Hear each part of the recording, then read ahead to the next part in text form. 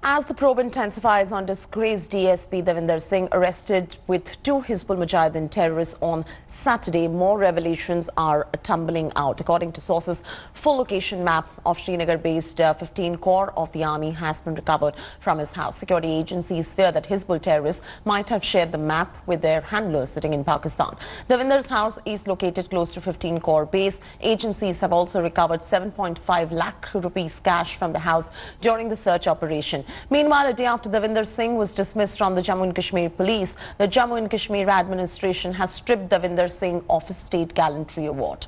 The government has a police medal for disloyalty and bringing the force into dispute. Manjeet Sehgal is now joining us live from Chandigarh for the latest. Manjeet, the probe definitely seems to be intensifying as far as Davinder Singh is concerned. He's been axed, he's lost his Gallantry Award as well. Where does the probe stand at the moment, given the fact that we do know there have been fresh revelations on Davinder Singh? If you could walk our viewers with the latest that's coming in. Well, Jyoti, the probe has revealed that arrested Jammu Kashmir Deputy Commissioner of the Deputy Superintendent of Police, Davinder Singh, was part of a deeply rooted conspiracy. His activities were not only limited to escorting the terrorists and providing them the weapons, but he is also believed to have supplied some sensitive information to the enemy. Sources are telling us that during the searches conducted at various places, including his home in Srinagar, and besides the relatives, his relatives' homes based in southern Kashmir, has found some incriminating documents as well, which also includes location map of 15 Corps. So the investigations are currently on. More details are awaited, but now the findings which have left the security agencies worried that the tainted Jammu Kashmir Corps might have supplied some sensitive information to the terrorists and their handlers in Pakistan.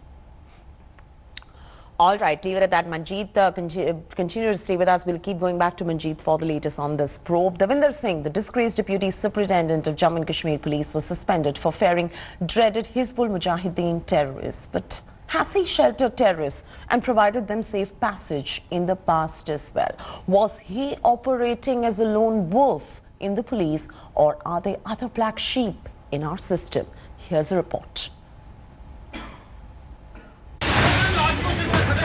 The Jammu and Kashmir police have cracked the whip after disgraced Deputy Superintendent of Police Davinder Singh was caught escorting two terrorists in his car in the valley.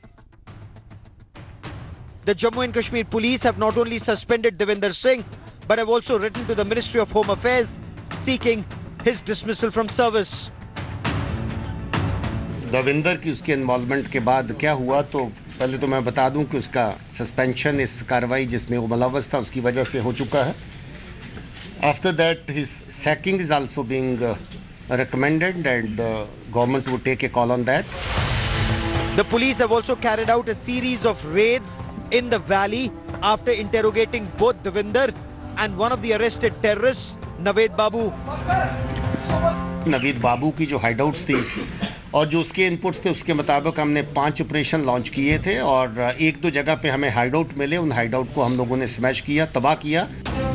Given the wider ramifications of the case and suspected links beyond Jammu and Kashmir, the administration has also recommended the case be transferred to the National Investigation Agency. ये हम लोगों ने पहले ही सिफारिश कर दी है कि ये केस NIA को ट्रांसफर किया जाए, क्योंकि इसमें काफ़ी वाइडर लेवल की कुछ चीज़ें निकल सकती हैं जिनका कनेक्शन जो है वो आगे पीछे भी और कहीं जगह पे निकले. The police insist they will not spare anyone within the ranks if found to be involved in aiding or abetting terror in Jammu and Kashmir. The DGP, however, said he was disappointed with politics being played on the subject.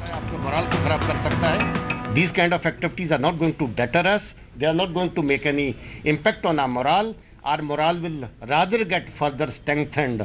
We don't believe in sheltering people. We don't believe in protecting people who are on the unlawful path.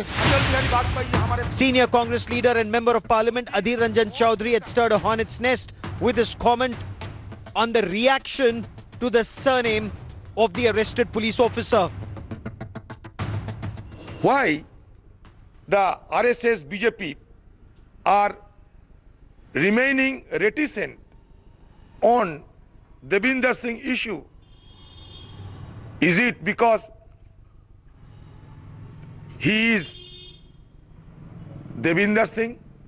While the same silence and reticence would have been prevailed if the name got turned into Davinder Khan. The BJP had hit right back at the Congress, accusing the Congress of politicizing terror. इस पूरे प्रक्रिया में कांग्रेस ने तुरंत आओ देखा न ताओ अधीर रंजन चौधरी ने मिनटों के अंदर धर्म ढूंढ लिया। आतंकवाद के ऊपर धर्म की राजनीति करना यह सदैव से कांग्रेस का तरीका रहा है। The police insist they will go after the black sheep in the system and fight terror without fear or favor. With Ashraf Wani in Srinagar and Manjeet Sehgal in Chandigarh, Bureau Report, India Today.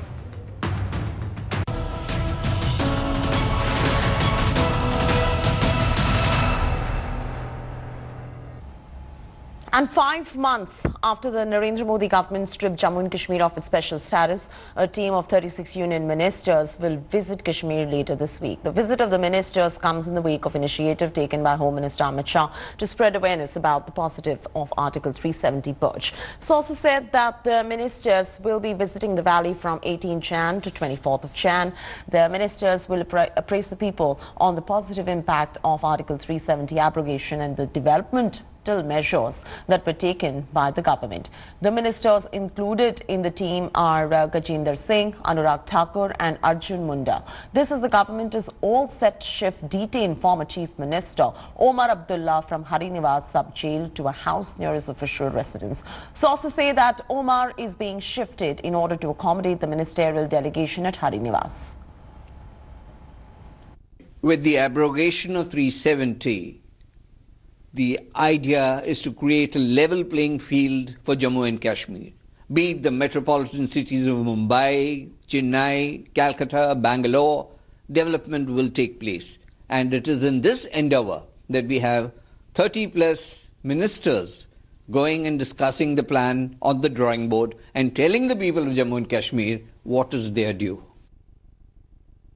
All right, Ashraf Wani will be joining us for the very latest on this. This is a big development coming in right there from the valley. Ashraf Wani joins us now for the latest on this. Ashraf, a team of 36 union ministers are going to be visiting the valley as well, while the Jammu and Kashmir leaders have still been detained. What we're picking up is Omar Abdullah is now being shifted. What about the other mainstream political leaders who have been under detention?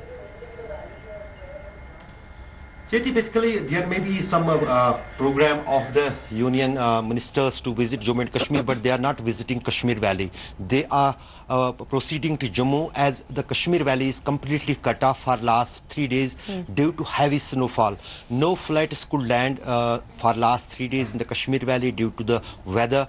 Jammu Srinagar highway is closed. The normal life in the Kashmir Valley is completely derailed due to the heavy snowfall during last 3 days. So it is not expected that any of the ministers could visit the Kashmir Valley. But probably, as we are getting information, these ministers can visit Jammu, as the administration of the state is currently functioning from the Jammu in the winter capital, and then later it will be decided whether any of the ministers will visit Kashmir or not.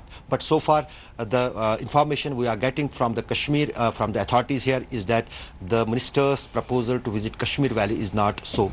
As far as the Omar Abdullah's shifting is concerned, we are not getting any concrete information from the authorities that he is going to be shifted. He is already lodged in the government guest house near his residence on Gupka Road. All the facilities had been placed there for his stay there, and he so far has not claimed any kind of problem in that particular building, and probably he will be kept there, as it is the near to his residence on the very VIP area and the top most guest house of the Jammu and Kashmir here in Srinagar. Well, then it's safe to say that the Jammu and Kashmir clampdown still continues. Ashraf, thanks for joining us and continue to stay with us. We'll keep coming back to you for more on this particular story. Meanwhile, China has been snubbed by the United Nations Security Council after trying to peddle ally Pakistan's propaganda on Kashmir. China sought a closed-door consultation with Kashmir at the United Nations Security Council, but the request was rejected by all the members of the Security Council, many of whom recognize that Kashmir is a bilateral issue. China sought the meeting based on the old request of Pakistan. Remember, in August last year, a closed-door meeting was held on Kashmir on Pakistan's request, but there was zero outcome. The development has been welcomed by India as our envoy to the UN, Saeed Akbaruddin, said that the outcome of the consultation was on the expected lines and that Pakistan's propaganda has now failed. We are happy that neither the alarmist scenario painted by the representatives of Pakistan nor any of the baseless allegations made repeatedly by various representatives of Pakistan in UN fora were found to be credible.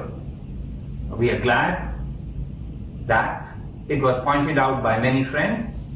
Pakistan's practice of using false pretenses to distract from addressing the malaise that afflicts it has run its course today.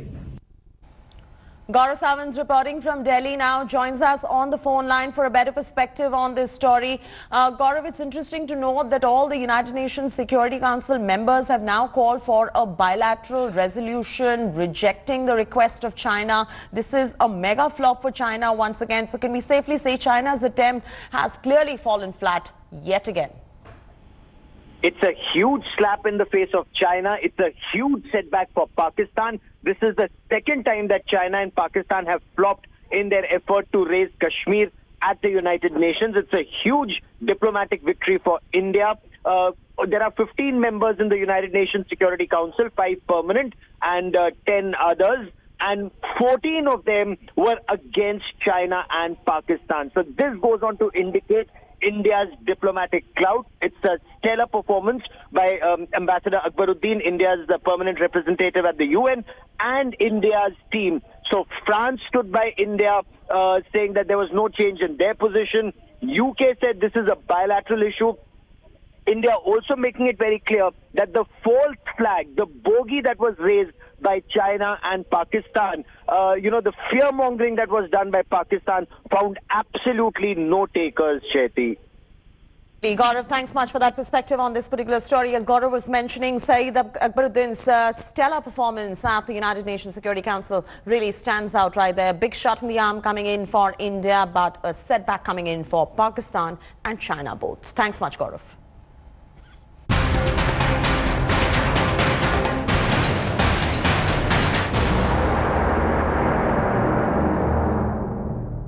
Staying with international news, the third impeachment trial in the United States history is about to begin from 21st of January. The countdown has already begun. The House of Representatives had passed a resolution to send impeachment move against the United States President Donald Trump to the Senate for a trial. The resolution was passed by 228 votes to 193. Now, the Republican-controlled Senate is going to be deciding whether to remove the president from the office or not. Supreme Court Chief Justice John Roberts is sworn in to preside over the trial. By the way, this particular move is coming ahead of the U.S. presidential elections to be held this year. The House, which is controlled by the Democrats, impeached Trump last month on charges of abuse of power and obstruction of the Congress. Speaking at the White House, Trump rejected the impeachment charges as a hoax. Trump is being probed now for withholding military aid to Ukraine and pressurizing it to obtain dirt on his political rival Joe Biden. And by the way, some of the congressmen may have a vote, and it's on the impeachment hoax. So if you want, you go out and vote. I'd rather have, frankly, it's not going to matter because it's going very well, but I'd rather have you voting than sitting here listening to me introduce you, okay? They have a hoax going on over there. Let's take care of it. Today, we will make history. When we walk down, when the managers walk down the hall, we'll cross a threshold in history. delivering articles of impeachment against the President of the United States for abuse of power and obstruction of the House. We'll pledge to rise above the petty factionalism and do justice for our institutions, for our states, and for the nation. And then we will formally notify the White House of our pending trial and summon the President to answer the articles and send his counsel. So the trial will commence in earnest on Tuesday. And in a historic move, US and China announced an initial trade deal on Wednesday after an 18-month conflict between the two powers. The deal is going to be rolling back some tariffs on Chinese goods in America and boost Chinese purchase of US goods and services. The trade war between the two countries, remember, began in 2018. That led to extra import taxes being levied on more than $450 billion worth of traded goods between the two countries. At the signing ceremony in Washington, Trump said that the deal sets the stage for a stronger relationship between the US and China.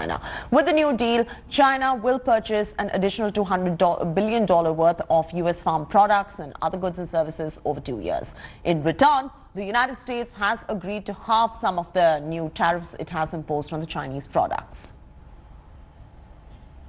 This is a very big day for the United States. It's a very big day for China. This is a day that nobody thought could happen, and it did happen. So it's my honor to be here. And I have to say, Mr. Vice Premier, it's been a great honor to become your friend. I would say the highest, the best that it's ever been between China and the United States. Our relationship is great, both on trade and even in military cooperation. This will lead to so many other things. So we have a great... Thanks for watching the video. For more such news and updates, please like, share and subscribe to India Today. Also check out our other great videos from our channel. We know you will love to.